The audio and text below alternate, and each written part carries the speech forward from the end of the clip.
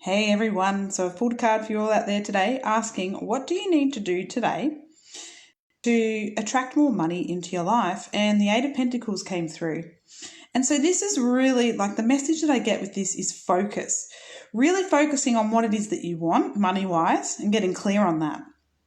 But also, this is also indicating that there's some talents that you could use that could bring you some financial gains. So it could be, like just an interest you have or a hobby or an additional ability that you are not currently using to its full potential.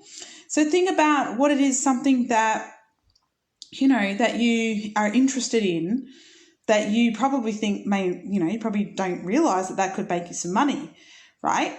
So this card indicates that that thing could make you money, and it could be a venture that you go on that could bring you some really good financial gains, okay? And so that's something to really look into, and let me know in the comments if what your interests or hobbies are.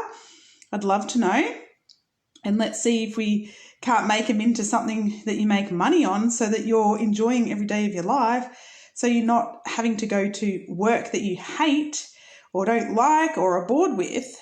You can get involved in something that actually brings you joy, because that's what you're here to experience, guys, in your life. Joy and fun, not just work and no play and boring things. No, thank you. So let me know, is there something that, interests you or a little hobby you have? I'd love to know.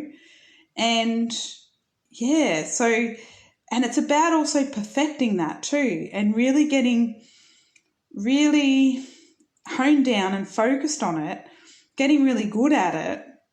I mean, I know, I heard a story the other day that someone made like millions and millions of dollars out of blow drying people's hair, right? To help women that were mothers, to help them feel good.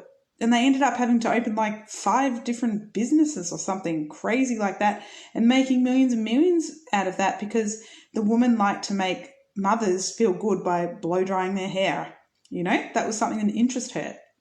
So you can do that too.